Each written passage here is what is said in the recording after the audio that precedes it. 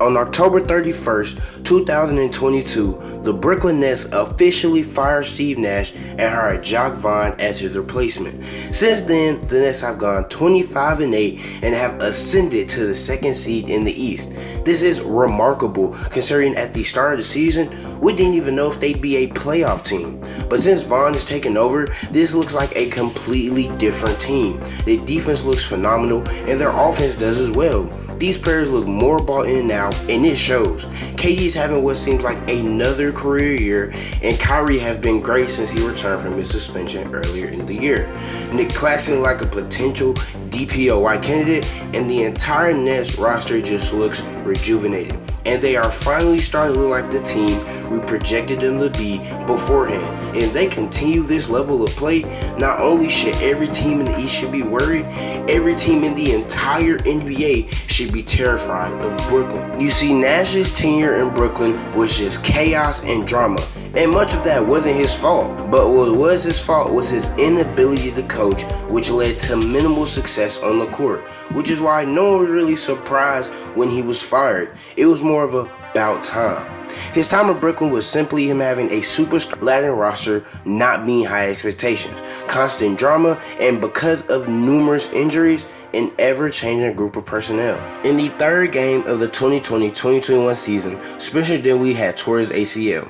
This started an endless spiral of Nash having to navigate through injuries and rotate players in and out of the lineup. The pandemic didn't help him either.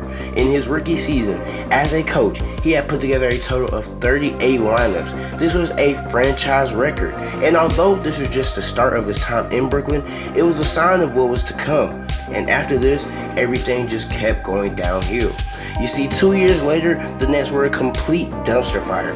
Then this past offseason, KD had requested a trade, and he was very adamant about that request. He met with ownership and everything.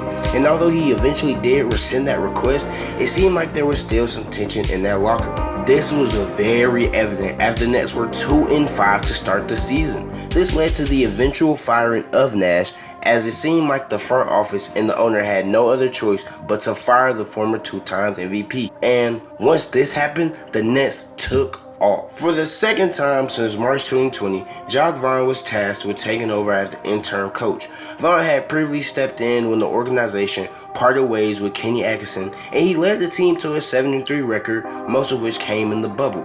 Vaughn was not the candidate the basketball wars saw coming. He amassed just a 58-158 record as a first-time head coach of the Orlando Magic. The Nets had already passed on Vaughn after firing Kenny Atkinson as they hired Steve Nash, despite his success in the bubble, and they were set to overlook him for a second time after dismissing Nash for Ime Udoka, but that would eventually fall through.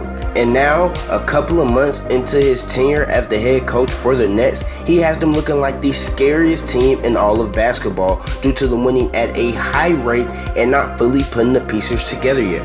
One of the best things he did for the Nets was improve their rebounding. The Nets are one of the smallest teams in all of basketball, and although it does allow them to play fast and switch screens on defense, it leaves the team very susceptible to getting drilled on the glass. And Vaughn knew this. So, what Vaughn did was use one practice day to call all of his players out. You see, securing a rebound starts with boxing out in opposing players, and the Nets just weren't doing that enough. Vaughn pulled each player's individual box out rate and held them accountable. And since November 25th, entering Christmas, the Nets began to allow the 5th fewest rebounds in the league. So it seems like his message hit home. Now, the play of Kyrie and KD has been consistent. KD has been phenomenal this season and is an MVP candidate once again. Kyrie has been phenomenal as well. Not quite as good as KD, but still great. Ben Simmons has been good for them as well. He hasn't been the Ben Simmons we saw in Philly at one point, but he's still been amazing for them. He's been like a poor man's Draymond to this team. Steve Nash didn't really know how to use him, but Vaughn has put Simmons in a position to succeed so far this season. He's generating many open looks for his teammate. His playmaking takes pressure off of KD and Kyrie to generate the offense for this team all the time, and that has helped the Nets out a tremendous amount this season. But as great and key as those players have been, the biggest difference can be seen in the role players around them and the type of offense they run. Under Nash, they were very ISO heavy and relied heavily on shot making ability of KD and Kyrie. There was no real off-ball movement, and due to this, the offense was very stagnant and predictable. But Jacque Vaughn has changed all of that. Their offense is way less ISO heavy and more off-ball movement and making sure everything works. It's like a machine. It's focused on unselfishness and making sure everything works with each other. Surprisingly, a good amount of their offense is coming from the mid-range area of the court. They're converting on 35.6% of the shots taken there. And the role players have been phenomenal as well. Players like Claxton, Royce O'Neal, and TJ Warren have really stepped up for this team. Warren is an amazing spark for them, whether it's off the bench or if he's in the starting lineup. And Claxton is looking phenomenal on offense and defense. Offensively, he's good about screening for ball handling, and defensively, he's looking like a legit defensive player of the year candidate, and more than likely will make an all-defensive team this season. But of course, with all of this being known, it brings up the question, are the Nets a legit contender? I mean, they sure do look the part. Now, with what I just mentioned, it seems like they are.